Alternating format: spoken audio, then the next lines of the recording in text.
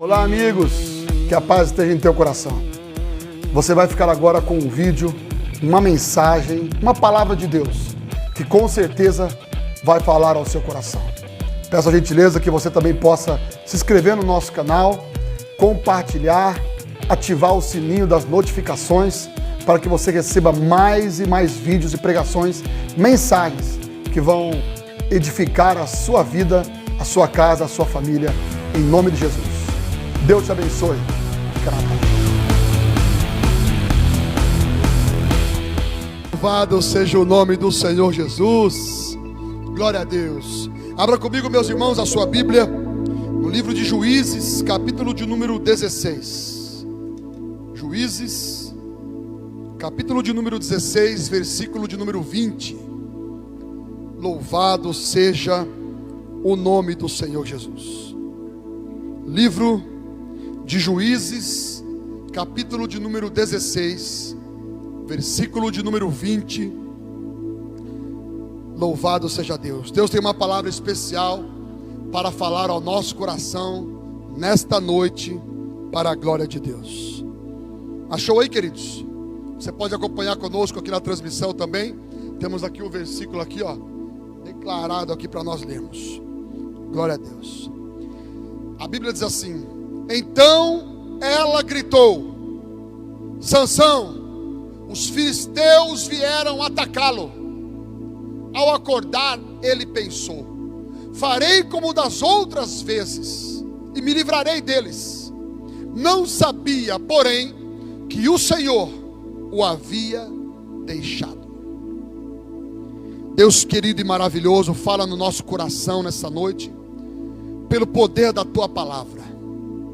Me usa, Senhor, como um instrumento nas tuas mãos, para levar uma mensagem, a tua palavra, uma direção do céu para tantos que nos ouvem, nos assistem nesse momento. Meu Deus, que a tua palavra alcance esse lar, essa casa, essa família, mas em especial o coração de cada um, Senhor. Dá ao teu povo a sabedoria, o entendimento, o discernimento, tudo que eles precisam para a compreensão clara dessa palavra.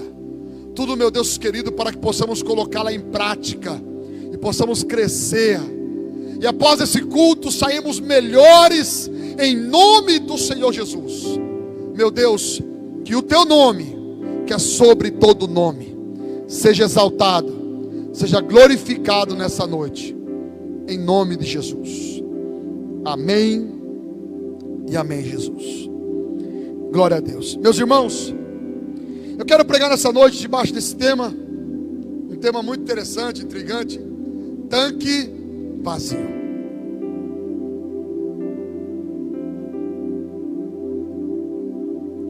Acredito eu que você já possa ter feito uma reflexão sobre o que será que o pastor vai pregar.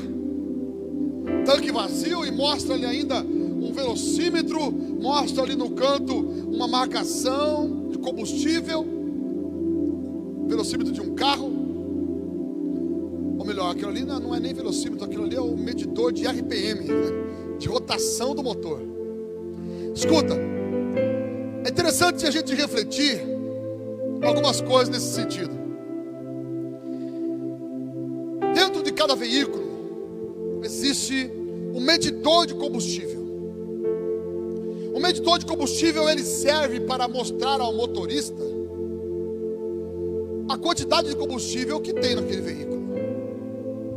Quando o tanque está cheio, normalmente o motorista fica tranquilo, viaja tranquilo, sem pressa, sem correria de parar em um posto de gasolina. Mas quando o tanque está vazio, o motorista se preocupa em abastecê-lo para que o carro não venha parar no meio do caminho. Hoje em dia, graças a Deus, nós vemos uma sociedade jamais acostumada com isso. Até porque virou lei. Parar o carro por falta de combustível pode ser penalizado com multa.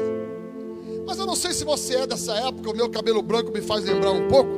Não sou tão velho assim, mas eu me lembro quanto carro parado antigamente. Faz uma reflexão aí, você que é um pouco mais velho. Antigamente também envolve o modelo do veículo, envolve antigamente a qualidade dos veículos, ou na verdade o relaxo dos proprietários. Quantas vezes nós te via no acostamento, a gente era meio que comum, pessoas indo no posto de gasolina, era comum, pessoas dentro do carro levaram um galão. Quantas vezes isso? Eu particularmente já tive alguns carros mais velhos e estava acostumado com isso. Até que depois, quando eu peguei um carrinho melhor, comecei a me desvencilhar disso. Entender que não posso ficar guardando isso. É como se eu estivesse dando margem para um momento ou outro eu precisar. Eu que tenho que me ajustar. E quando tiver com o tanque chegando ali, numa margem que fica de risco, eu posso ir lá e abastecer. Isso aí é uma coisa que o proprietário, o dono, na verdade o motorista, deve se ajustar. Mas as pessoas estavam acostumadas assim. Antigamente era comum Fusca, Brasília, Variante, Caravan, Bebe, né? Commodoro, Diplomata, esses carrão ainda que gasta muito. Era comum ter um galão para poder abastecer, para poder, quando acabar a gasolina, a pessoa ir até um posto. Era comum você ver um carro parado na beira de uma estrada e você ver a pessoa ali colocando, já com um galão, colocando aquele no funil, né, no tanque, enchendo de combustível. Nós temos que nos preparar. Como eu estava dizendo, em todo veículo tem o medidor de combustível. E o medidor de combustível, ele serve para mostrar ao motorista a quantidade de combustível que tem naquele veículo. O motorista, a partir daquela quantidade de combustível, ele faz o cálculo. Ele calcula se com aquela quantidade ele vai conseguir chegar aonde ele pretende chegar. Quando a pessoa faz uma viagem muito longa, normalmente ela faz uma manutenção no seu carro, uma inspeção, enche os pneus, vem dar uma olhada no óleo, água, dá uma ajustada no carro, enche o tanque e vai. Quando a viagem é bem longa, existe a possibilidade de, no meio do caminho, precisar parar de novo, colocar mais combustível, porque senão pode parar no meio do caminho. Mas e quando o medidor de combustível está quebrado? E quando o sensor que mede a quantidade de combustível no tanque não está funcionando bem? Quando o medidor de combustível marca que o tanque está cheio, mas na verdade o tanque já está na reserva. A pessoa, ela é iludida por uma informação. A informação do medidor diz para ela que dá para ir longe. A informação do medidor diz para ela que dá para caminhar. E ela de repente fica tranquila, segura. De repente o carro para no meio do caminho. E ela vai ver outras coisas, porque lá está dizendo que está cheio. Ela vai ver outros problemas depois de tanto verificar e ver que na verdade era o tanque vazio. Então ela percebe que aquele medidor que mostrava que estava cheio, na verdade ele está quebrado. Assim aconteceu com Sansão. Sansão estava com o seu medidor quebrado. A Bíblia diz que quando Sansão ele se corrompe através de prostituição, ele se corrompe através de idolatria, ele se corrompe através de coisas que ele não deveria fazer, o pecado na verdade. Ele começa a enxergar a situação como se estivesse tudo normal. Ele começa a enxergar a situação como se fosse como era antes. Ele não percebe que as atitudes que ele teve, que ele cometeu, gerou uma reação. Ele acha que está tudo normal. A Bíblia diz que ele estava deitado e de repente Dalila gritou: Sansão, os filisteus vêm contra ti. E ele se levantou como fazia das outras vezes. Foi contra eles como fazia das outras vezes. Ele achou que a força estava com ele. Ele achou que Deus estava com ele. Mas ele não havia percebido que o Espírito do Senhor já não estava mais com ele.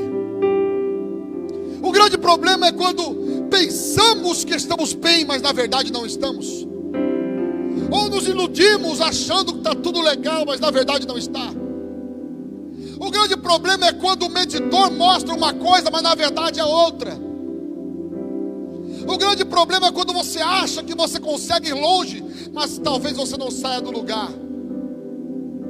Na sua mentalidade, muitas vezes achamos que conseguimos ir mais longe, achamos que dá para ir longe, achamos que dá para vencer, achamos que dá para conquistar, achamos que dá para prosperar, achamos que está tudo bem, está tudo tranquilo, mas na verdade não está. Na verdade o tanque está vazio. Na verdade talvez já está na reserva. Na verdade talvez, se você for andar um pouquinho, é o máximo que vai. O grande perigo de andar com combustível na reserva, quase acabando o combustível, é que você força a bomba de combustível a puxar lá do fundo. Quando você força a bomba pode queimar. Andar com o tanque quase vazio gera problema em outras áreas do carro. Isso aqui é uma aula de mecânica. Gera problemas no carro para você. Por isso que é bom nunca ficar andando na reserva. Coloca um pouquinho de combustível ali, viu que acendeu a luz de reserva, corre abastecer. Não fica andando muito na reserva não, senão vai dar outros problemas no seu veículo. Pastor, isso aqui é um culto, é uma aula de mecânica, é uma reflexão. Vamos fazer esse bate e volta agora? Na área mecânica é assim: andar na reserva pode gerar problemas em outras áreas do carro. Na área espiritual também é do mesmo jeito. Ficar vivendo como se estivesse tudo normal, mas na verdade você está vazio, pode dar problema em outras áreas. Quando a pessoa se esvazia espiritualmente, ela pode ter problemas na área do casamento, ela pode ter problema na área financeira, ela pode ter problema na área ministerial, ela pode ter problema na área profissional, na saúde, ela pode ter problema em várias áreas da vida dela, porque o tanque está vazio. Ela não tem Deus, ela está vazia de Deus. Mas a espiritualidade dela, o tempo de vida dela na igreja, os 10, 20 anos, 15 anos de fé na igreja, ela acostumou com a obra, ela acostumou com o ministério, ela acostumou com os afazeres, talvez até mesmo na igreja, na liderança. Então ela acha que está tudo bem. O grande perigo é quando achamos que está tudo legal, empurramos com a barriga como se estivesse normal, mas na verdade estamos longe de Deus. O Espírito do Senhor já não está mais conosco, e nós não estamos acordando, não estamos enxergando. A Bíblia diz que quando os inimigos pegaram Sansão, nessa ocasião, quando Dalila grita: Sansão, os inimigos vêm contra ti, os filisteus vêm contra ti. Ele se levantou como das outras vezes, foi para cima dos filisteus. Os filisteus o amarraram, vazaram os olhos de Sansão, furaram os 2 olhos. Partindo daí, a gente entende que o quê? Naquele momento, Sansão ficou cego. Fisicamente falando, sim, mas espiritualmente, Sansão já estava cego faz tempo. Por isso que o próprio Jesus disse: muitos têm olhos, mas não veem, têm ouvidos, mas não ouvem. Quem tem olhos e não vê, são cegos. Quem tem ouvidos, mas não ouvem, são surdos. Espiritualmente tem muita gente que tem olhos, mas não está enxergando. Sansão tinha uma visão boa, mas espiritualmente já estava cego. As brincadeiras do pecado, a vida a qual ele vivia, a caminhada dele, mostrava uma cegueira espiritual. Um homem afastado dos seus princípios, um homem afastado da fé, um homem afastado das ordenanças da palavra para um nazireu consagrado como ele. Um homem que começa a quebrar a sua aliança por meio aos prazeres ao qual estava destinado a ele, ou melhor, destinado não, a qual estava oferecido a ele. Os prazeres momentâneos fizeram eles ficar cegos. Os prazeres momentâneos cegaram os olhos espirituais de Sansão, ao ponto dele tomar atitudes como de uma criança, atitudes insanas, atitudes impensadas, atitudes imaturas, atitudes infantis. Quando estamos cegos, tomamos atitudes convenientes com a escuridão. Sansão era nazireu, escolhido de Deus, israelita, nascido numa família consagrada. Pai e mãe era uma bênção. Um menino que cresceu num propósito espiritual para a vida dele. Mas lá na frente ele começa a se envaidecer, começa a achar que as coisas poderiam ser do jeito que ele queria, do jeito que ele gostaria. Ele começa a sair dos princípios, começa a se aventurar naquilo que não podia. É o mesmo que Adão e Eva vai comer do fruto que Deus falou para não comer. Começa a se aventurar e entrar aonde nunca deveria ter entrado.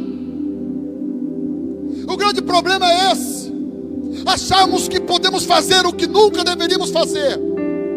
Só porque o amigo faz, o outro amigo também faz, o amigo da escola faz, o amigo do trabalho faz, mas o outro também, a amiga faz, não sei quem faz, não importa quem é que faz, não é para mim, para você fazer, porque somos consagrados ao Senhor, aleluia.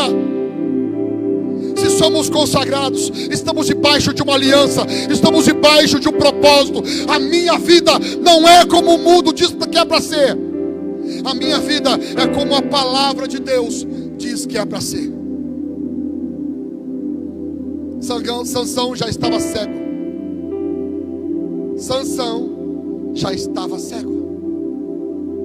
Os inimigos furaram os seus olhos. Ele agora está amarrado, recebendo chicotes, açoites. Estão zombando dele. Aquele tempo difícil que Sansão passa, aqueles chicotes nas costas, aquelas dores, aquela humilhação, não era para ele ter passado aquilo. Não era vontade de Deus para ele tudo aquilo. Não era plano de Deus para ele tudo aquilo. Não havia nenhuma profecia desse destino para ele. Foram colheitas da qual ele mesmo plantou e agora estava colhendo. Foram as brincadeiras espirituais. Não entendeu que ele era um homem consagrado. Não entendeu os valores a qual ele deveria ter guardado. Não entendeu os princípios a qual ele deveria ter vivido. Começou a brincar com o pecado. E agora estava cego, amarrado, humilhado e recebendo chicotadas, como um bobo da corte dos filisteus. As coisas começam a mudar na vida de Sansão quando Sansão começa a se arrepender. Quando Sansão começa a se arrepender, as coisas começam a mudar na vida dele. Sansão, em todo momento, ele estava ali empurrando aquele moinho, todos os dias, humilhado, chicotes, comendo comida jogada, vivendo uma vida desprezível, humilhado, empurrando aquele moinho. Ele começa a orar. Ele começa a confessar o seu pecado, ele começa a se arrepender. Em meio ao tempo difícil que ele viveu, ele começa a se arrepender. Essa história me traz à lembrança a parábola do filho pródigo. Aquele filho que desprezou a casa do pai, pegou uma parte da herança e gastou tudo, e de repente houve fome, e ele começa a ter vontade de comer da comida que os porcos comiam, e nem isso davam a ele. E então ele cai em si, ele para refletir, ele para pensar. E ele tem no coração o propósito de pedir para o pai o perdão. Assim também aconteceu com Sansão. Sansão começa a se arrepender, Sansão começa a confessar o seu pecado, Sansão começa a voltar o seu coração para Deus. E sabe o que começa a acontecer? O cabelo da cabeça de Sansão começou a crescer novamente. Essa palavra, o cabelo de Sansão voltou a crescer. É a chance, é a oportunidade de Deus dar para ele um novo propósito. Eu ainda tenho algo para fazer com você. Eu ainda acredito em você. É tempo de encher o tanque de novo. Quando Sansão começa a orar, a se arrepender, ele se aproxima de Deus, mesmo no meio da dor, mesmo no meio da humilhação, ele se aproxima novamente do Senhor, se arrepende, reconhece que Deus é o soberano, e ele então se volta para Deus. O cabelo começa a crescer, o tanque começa a encher, a força começa a voltar. Quando Sansão percebe que a força estava nele novamente, Sansão pede para que alguém que estava ali cuidando dele levasse ele até o templo, aonde todos estavam reunidos. havia uma multidão de filisteus dentro daquele palácio. E Sansão, ele diz: me leve e me deixe ao lado da coluna. Aquele rapaz levou Sansão, pensando ser Sansão uma pessoa inofensiva, pensando ser Sansão uma pessoa que não poderia fazer nada. E a Bíblia diz que Sansão encosta os seus braços naquela coluna, e ele, com a força que havia no corpo dele agora, força de um tanque cheio, força de um coração arrependido, força de alguém que confessa a Deus o seu pecado, força de alguém que mesmo cego volta a enxergar espiritualmente. A pior cegueira não é a cegueira física, é a cegueira espiritual. Sansão cego fisicamente, mas volta a enxergar espiritualmente, que ele precisava de Deus, que o que ele mais tinha de valor e maior força que ele tinha era Deus. Ele coloca as mãos naquelas colunas, e com a força que havia no corpo dele, em um momento havia todos ali reunidos. A Bíblia diz que Sansão empurra aquelas colunas. Aquelas colunas eram as colunas de sustentação de todo aquele palácio, todo aquele ambiente. Ele empurra aquelas colunas e de repente começam a quebrar. A força de Sansão começa a quebrar, empurrar as colunas, e de repente toda aquela estrutura vem para baixo, matando todas as pessoas que estavam ali, inclusive Sansão. A Bíblia diz que Sansão matou mais pessoas na sua morte do que na sua vida. Naquele dia havia muita gente reunida naquele lugar, e todos que humilhavam Sansão foram mortos naquele momento. Parece que termina essa história como um livro, uma história triste, uma história que começa como um rapaz cheio de força, e agora parece que termina numa história triste, mas não é bem assim. A história de Sansão não termina numa história triste, pelo contrário, este é um final feliz. Mas vale alguém morrer e ir para a glória, enxergando o céu, um coração em Deus, cheio de forças espirituais, tanque cheio para ir para a glória, do que morrer com um tanque vazio e ir para o inferno. Eu vou repetir. Tudo isso aqui, irmãos, é umas revelações fresquinhas que Deus está me dando agora, chegando agora, é para mim, é para você. Coma muito, em nome de Jesus, essa palavra. Mais vale morrer e com o tanque cheio da graça, do poder de Deus, numa vida firmada em Deus, coração arrependido, confessando o pecado, cheio do Espírito Santo, e ir para o céu junto com o Senhor, do que morrer no pecado, tanque vazio, vida destruída, e ir para o inferno. A escolha é nossa nessa noite. Chega de andar com o tanque vazio. Talvez a luz da reserva já tenha apontado para você faz tempo. Talvez a luz que mostra que o tanque está vazio, ela já começou a, não somente acendeu, talvez já está piscando e você não está enxergando. É momento de Deus te dar uma visão hoje, de você enxergar que essa luz que está piscando está mostrando que o tanque está vazio, e você precisa parar, abastecer, se renovar espiritualmente com Deus. Ou talvez em alguns casos o medidor de combustível da tua vida espiritual está quebrado. Como assim, pastor? Talvez você acha que está tudo bem. Talvez seja você, esse com o medidor quebrado, que acha que está tudo tranquilo.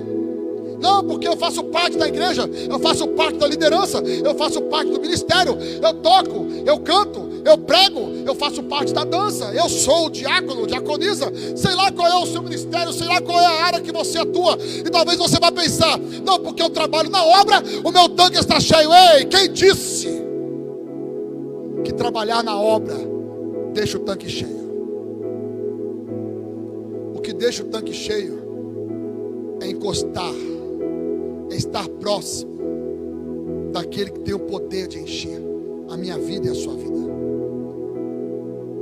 Nós precisamos nos aproximar não só da obra, mas principalmente, em primeiro lugar, do Deus da obra. Nós precisamos nos aproximar do Senhor, o Todo-Poderoso. Foi Jesus quem disse: aquele que beber da água que eu lhe der, no seu interior jorrará águas que jorram para a vida eterna. Formará no seu interior uma nascente, uma fonte que jorra para a vida eterna. Detalhe, Jesus falou isso para uma mulher que estava indo do poço pegar água. E Jesus disse para ela: aquele que beber da água que eu lhe der. A mulher falou assim: mas como o Senhor vai me dar água? O Senhor não tem como pegar? Jesus disse: aquele que beber da água que eu lhe der, formará nele uma fonte que jorra para a vida eterna. Sabe o que significa isso? Eu concluo essa mensagem. Escuta, o que Jesus estava dizendo é: aquele que beber da água que eu lhe der, não simplesmente se tornará a ter sede. Não tornará a ter sede. Detalhe, vai ser uma fonte que vai alimentar outros, que vai matar a sede de outros. O que Deus quer fazer não é somente abençoar a tua vida, a tua casa. Deus quer me usar, Deus quer te usar para sermos um canal de bênção, não somente para ter água para nós, mas também para ter água para outros. Porque fonte não é simplesmente para si, é para outros, é para jorrar para outros. Deixa Deus te usar, em nome de Jesus. Hoje é noite de vitória, a noite de Deus te encher. Se coloque de pé no seu lugar, você na sua sala, na sua casa.